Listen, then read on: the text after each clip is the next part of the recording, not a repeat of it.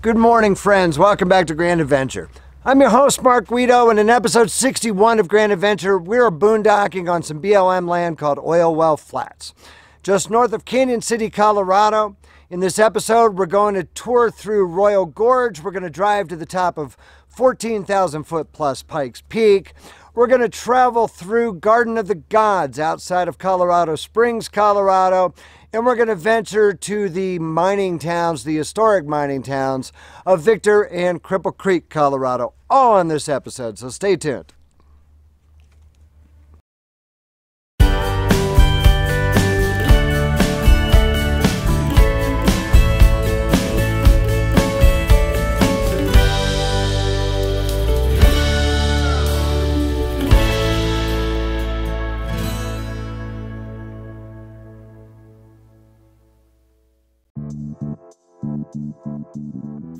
The BLM allows free boondocking on Oil Well Flats, just 7 miles north of Cañon City via a paved county road. Situated at an altitude of 6,000 feet above sea level, it's a few degrees cooler than it is in Cañon City, Penrose, and other surroundings that are slightly lower in elevation. Campsites are set in a juniper forest cut by a few dirt roads and several good-looking mountain bike trails that lead right from the campsites and parking lots. The dirt roads are easily negotiated as far as the parking lots, but are somewhat rougher above them in spots thanks to ongoing erosion. If you have an unusually long or low clearance rig, we'd advise parking in one of the lots and scouting ahead before just driving blindly further in.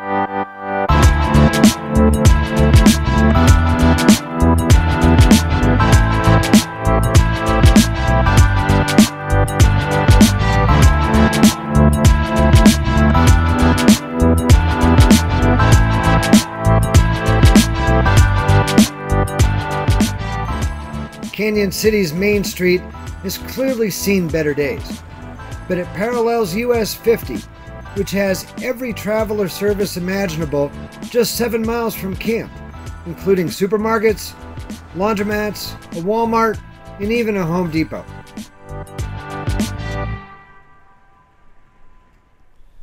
Now this has been a great little spot from which to explore the area. The campsites are actually rather scenic with the views of the surrounding ridges and mesas. However, one little thing has kind of left me a little disappointed in humanity. Honestly, there's trash everywhere.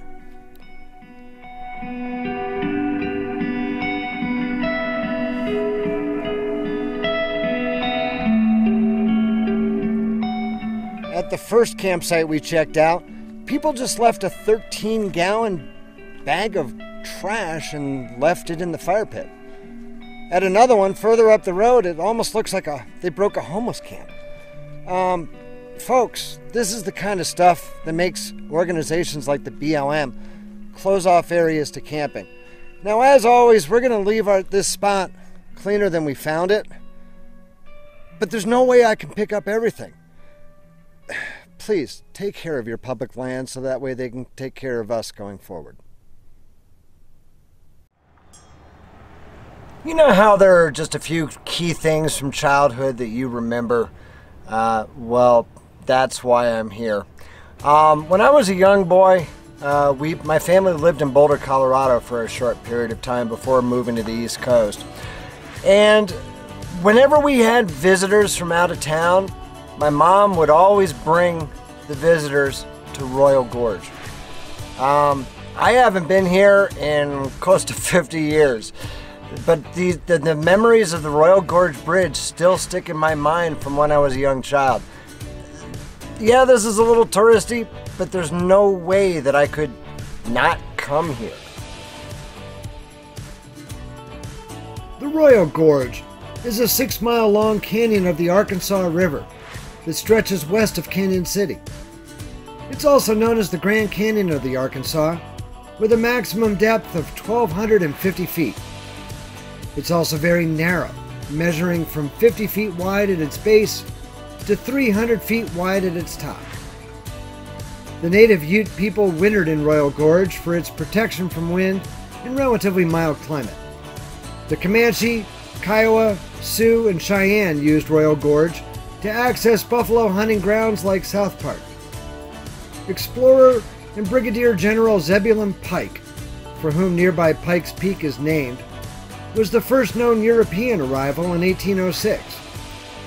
The Denver and Rio Grande Railroad built a rail line through the canyon in 1879. And by the 1890s, as many as 4 transcontinental trains a day passed through Royal Gorge. A sightseeing train still uses these rails. Cañon City authorized the building of the Royal Gorge Bridge in 1929, and at 955 feet above the river, held the record of the highest bridge in the world until 2001. The city still owns the bridge and land, and leases the park to a Texas-based operator.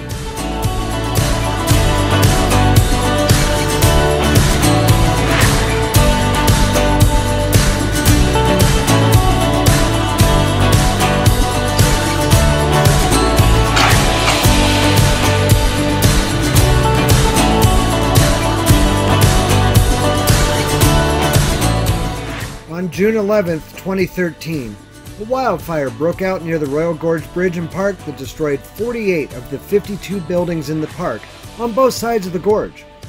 The bridge was only lightly damaged with some scorched planks requiring replacement. The park was rebuilt and opened again in 2014. In addition to the bridge itself, a pulse gondola spans the canyon along with a pair of zip lines. There's also a sky coaster and some children's rides to keep the kids and grandkids entertained. Adult admission costs $27 for the bridge, gondola, and a film, with additional fees for the zip lines and sky coaster.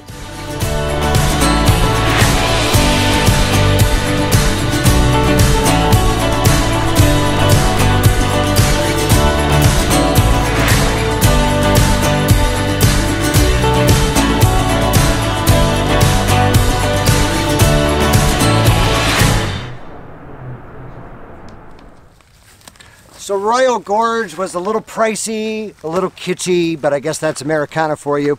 And it was certainly fun to revisit a little piece of my youth.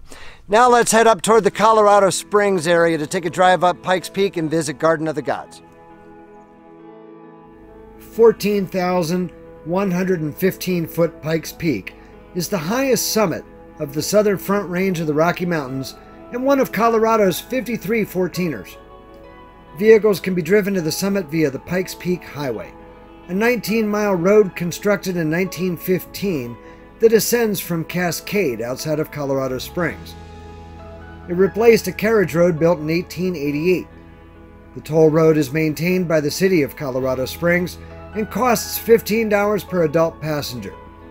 There's a carload deal available as well. A motor race, the Pikes Peak Hill Climb, takes place on the road annually. On busy days, shuttle buses carry visitors the final way to the summit, but we'll give you a tip. Bring your dogs. The disabled and those with dogs in the car are allowed to drive all the way to the very top, as we found out today.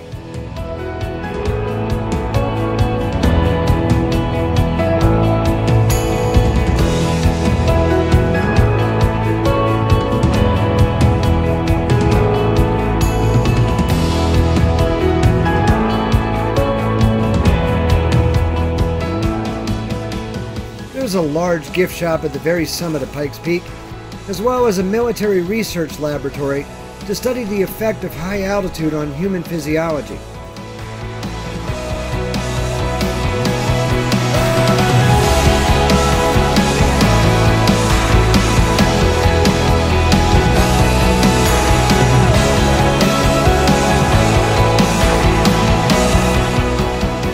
Until this year, you could also ride a cog railway to the summit, but the company operating the railway announced in March that pending needed maintenance and renovation, the railway would remain closed until further notice.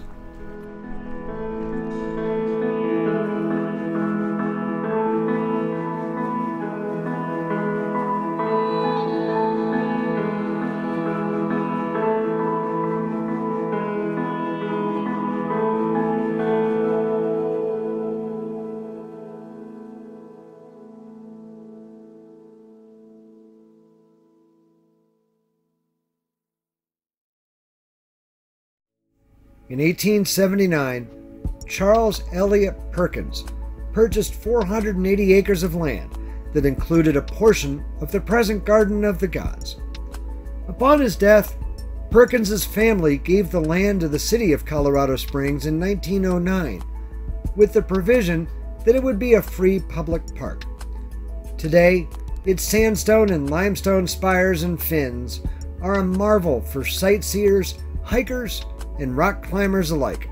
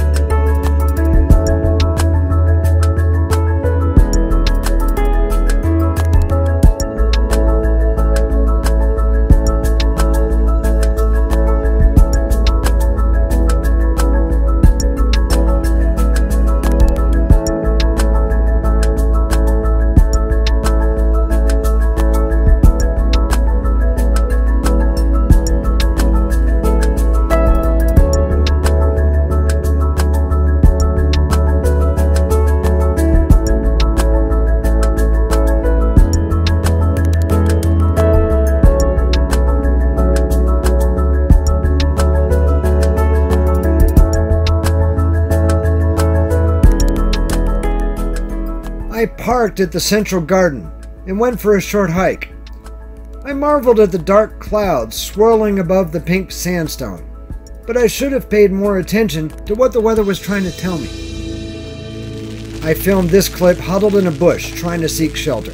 Trust me, these hurt when they hit your head.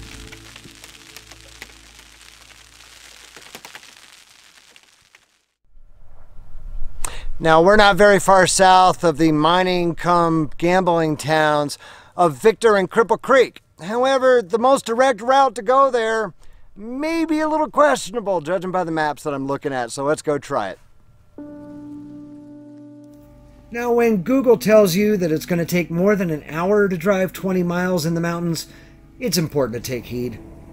The most direct route from our camp at Oil Well Flats to the neighboring mining towns of Cripple Creek and Victor is via the Shelf Road, part of the Gold Belt Tour National Scenic Byway. It first opened in 1892, transforming an untraveled wilderness into a major route for stagecoaches and freight wagons traveling between the Arkansas Valley and the Cripple Creek Mining District. It's narrow, but it's well graded. While I wouldn't bring any kind of RV on the Shelf Road, we watched a sedan negotiate it with ease. And those with a fear of sheer drop-offs may want to think twice.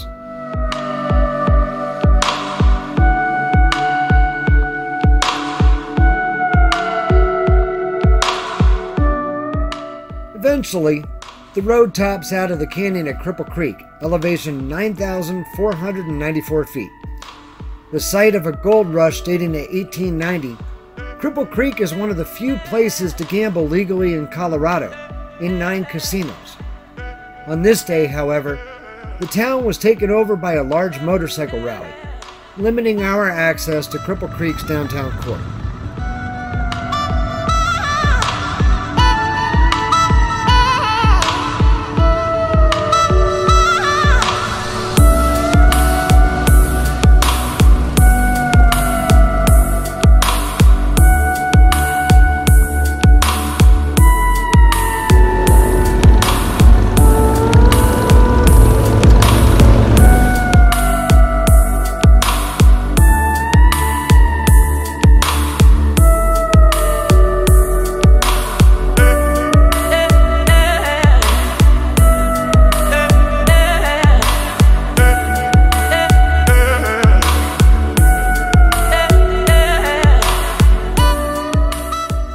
only 4 miles from Cripple Creek, the town of Victor is as authentic as it gets. Combined with Cripple Creek, the mining district became the second largest gold mining district in the country and realized approximately $10 billion of mined gold in 2010 dollars. But the town never fully recovered from depleted ore and labor strife.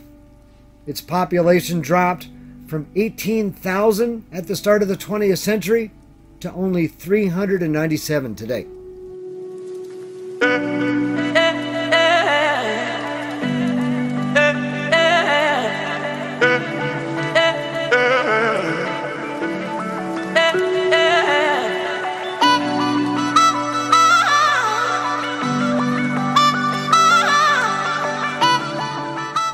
Many of Victor's historic buildings date to 1899, as a 5-hour fire in August of that year destroyed the town's entire business district.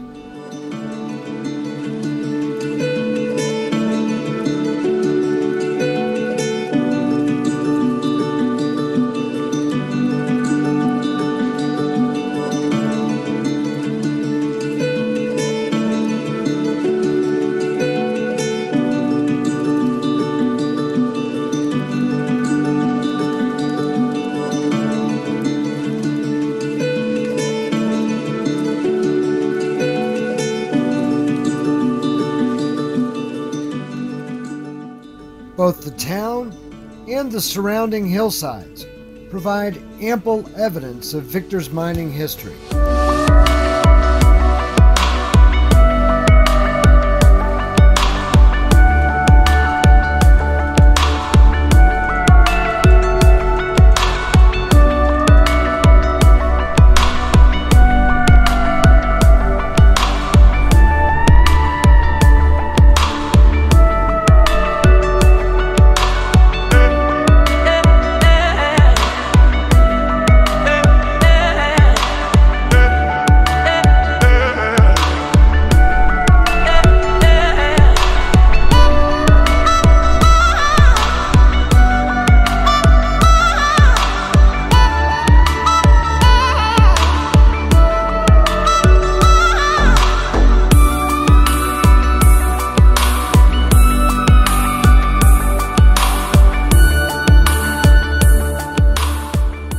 From the top of Victor Pass, elevation 10,219 feet, you can clearly see Pikes Peak and the toll road that we drove to the summit yesterday.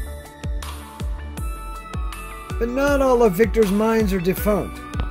The Cripple Creek and Victor Gold Mining Company formed in 1976, and by 1989 produced 150,000 troy ounces of gold by reprocessing tailings and mining in 2 small surface deposits. Thereafter, however, the company began the first large-scale open-pit mining in the district on Battle Mountain in 1994 and produced about 250,000 troy ounces of gold in 2012.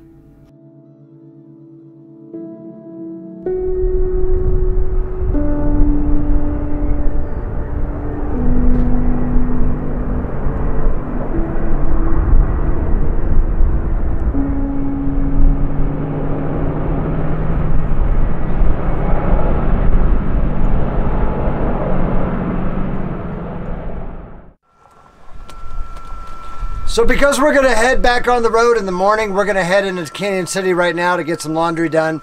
Hope you've enjoyed this episode. If you did, give us a thumbs up down below. If you're not yet one of our Grand Adventurers, make sure you hit that subscribe button. Make sure that you come along on all of our Grand Adventures. Ring that notification bell. And until next time, please remember, life is nothing but a grand adventure. We'll see you soon.